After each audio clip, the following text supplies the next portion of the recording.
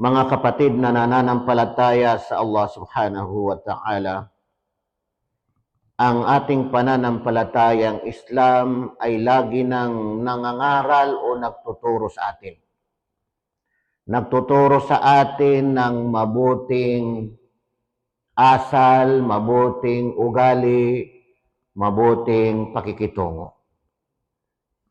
At ipinagbabawal sa ating pananampalatayang Islam ang makakadulot ka ng masama sa iyong kapwa o makakapinsala ka sa iyong kapwa, maging sa pamamagitan ng pananalita o sa pamamagitan ng mga gawa.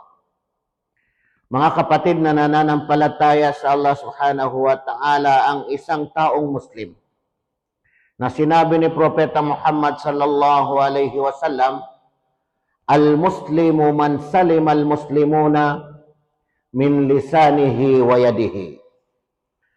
Ang isang Muslim ay, ang kanyang katangian ay ang sinumang nagbibigay ng kapayapaan sa kanyang mga kapwa Muslim. Man salim al-muslimun, nagbibigay, nagdudulot ng kapayapaan sa kanyang kapwa, mga Muslim. Sa mga Muslim. Kapayapaan, ibig sabihin yung salam. Min lisanihi wa yadihi. Dalawang bagay. Sa pamagitan ng kanyang dila at sa pamagitan ng kanyang kamay.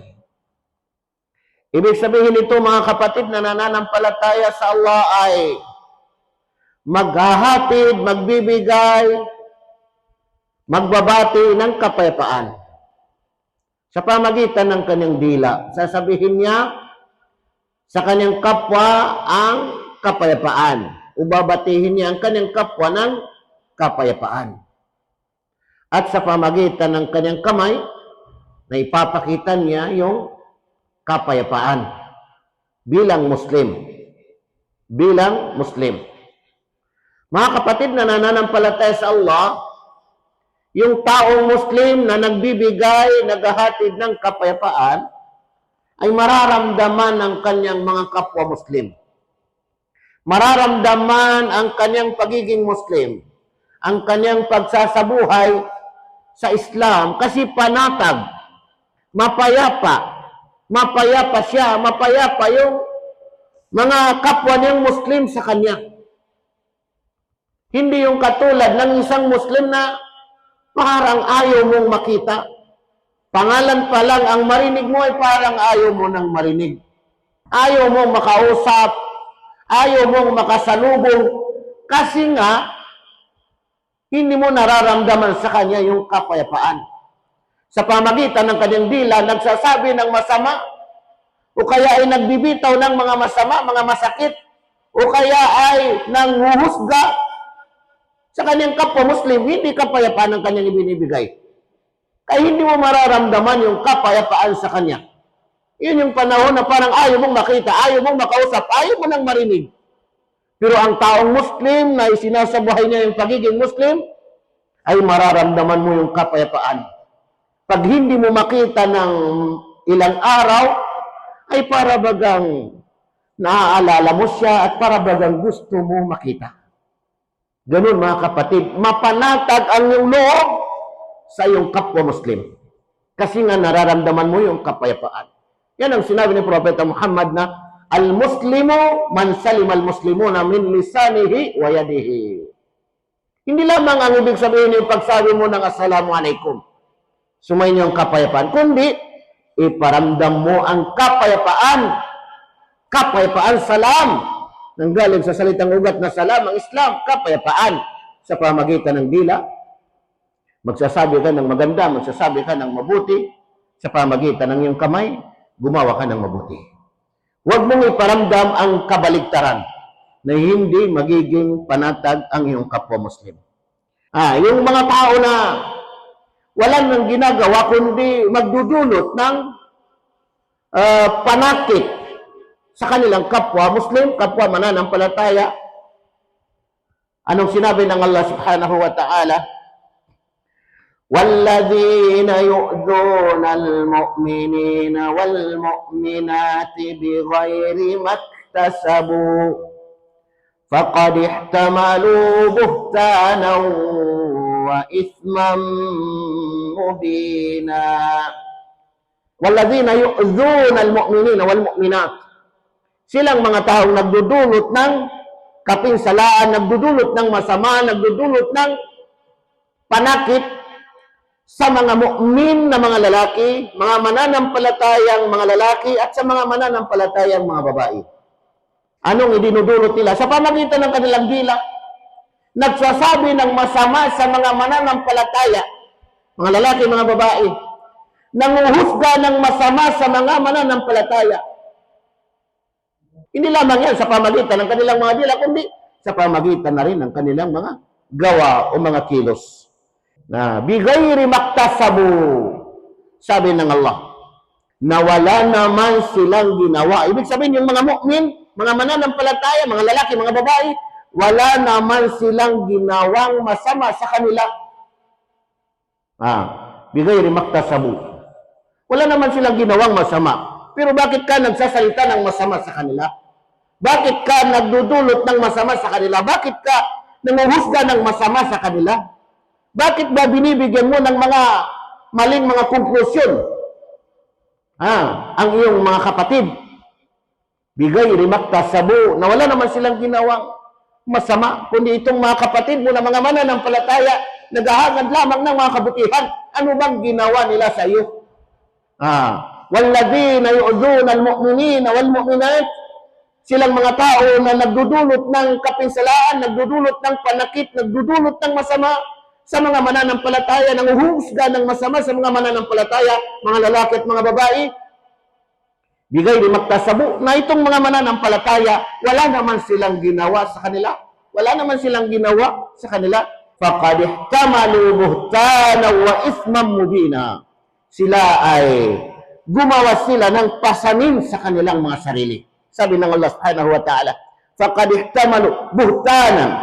Anong ibig sabihin ng buhtanan? Ibig sabihin ay kadhiban wa zuran, isang matinding pagsisinungaling at kabulaanan. Pinagsasabihan mo ng masamang yung kapwa, pinaghinalaan mo ng masamang yung kapwa, binibigyan mo ng kahulugan ng mga hindi magandang yung kapwa, nagdudulot ka ng kapinsalaan, nagdudulot ka ng panakit, bigayri maktasabu, na wala naman silang ginawa, faqad ihtamalu buhtanan wa ithman mubina. Sila ay gumawa sila ng pasanin sa kanilang mga sarili ng matinding kasinungalingan o matinding kabulaanan. Buhtanan wa ithman, at kasalanan, malaking kasalanan. Wa ithman, mubina. Mubina, ang ibig sabihin ng mubina, lantad, maliwanag, kitang-kita na natin. Ithman mubina, napakaliwanag na kasalanan na yun ang magiging dahilan upang sila iparusahan pagdating sa kabilang buhay. Mga kapatid na nananampalataya sa Allah subhanahu wa ta'ala, ano man ang mga dumarating, na ibig sabihin ay mga hindi magagandang mga pananalita, hindi magagandang mga pag-uugali, ay ibig sabihin ay kinakailangan pa rin yung tinatawag na pagtitiis. Hindi pa rin talaga mawawala. Kahit saan tayo naroroon, ay hindi pwedeng mawawala ang pagtitiis.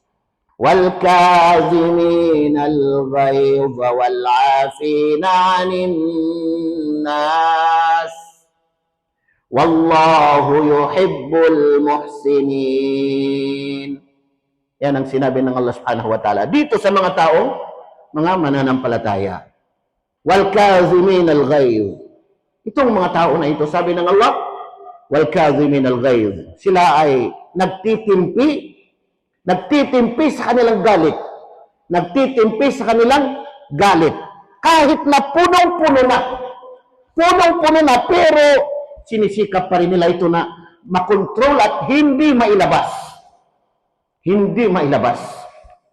Nagtitimpi sa kanilang galit. Itong mga tao na ito, mananampalataya, nagtitimpi sa kanilang galit. Wal-afina anin nas. At nagpapatawad sa mga tao. Nagpapatawad sa mga tao, subhanallah. Napakaraming mga sinabi, napakaraming mga ginawa, napakaraming mga panginsulto, napakaraming mga panlilibak, napakaraming mga panghuhusga, wal-'afina 'anil nas. Pero itong mga tao ng mga mananampalataya, naghihintay pa rin ng panahon. Wal-'afina 'anil nas. Bibigyan pa rin ng pagkakataon. Tingnan ninyo mga kapatid, yung mga mabubuting tao, hindi nila ginagawa na kung ano yung ibinabato sa kanila ay babatuhin din nila. Kasi yan ang pangatuwiran. Kasi binato nila ako ng bato, ibabatuhin ko rin sila, ibabalik ko sa kanila. Hindi yun. Kasi masama yung pagbato mo sa iyong kapwa at ibabato mo rin sa kanila, masama. Ang masama ay masama sa anumang paraan.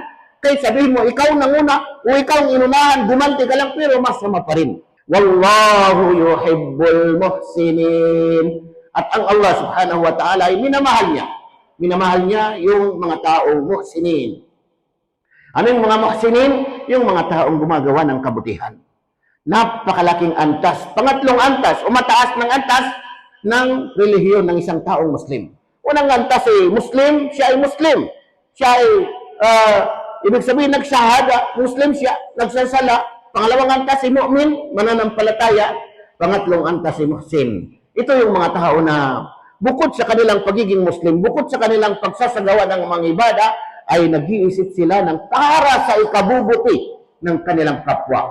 Naway ipagkaloob sa atin ng Allah subhanahu wa ta'ala na makarating tayo sa mga antas ng mga taong walang ginagawa kundi para sa ikabubuti ng kanilang kapwa. Wallahu yuhibbul muhsinin. Ang Allah ay minamahal niya ang mga taong mga muhsinin, mga taong mga gumagawa ng ibig sabihin ay kabutihan. Sinabi ni Propeta Muhammad sallallahu alaihi wasallam, napakagandang paalaala sa atin. Al-mu'minu alladhi yukhalitu an-nasa wa yasbiru ala adahum a'zamu ajran min alladhi la yukhalitu an-nasa wa la yasbiru ala adahum. Ang mu'min, sabi ni Propeta Muhammad sallallahu alaihi wasallam, ang mu'min, isang mananampalataya, alladhi yukhalitu an-nas, na siya ay nakikihalubilo sa mga tao, nakikihalubilo sa mga kapatiran, nakikihalubilo sa samahan ng pananampalataya, walang gagawin kundi kabutihan para sa Allah subhanahu wa ta'ala, hindi nag-iisa, hindi mapag-isa, kundi pinipili niyang makihalubilo.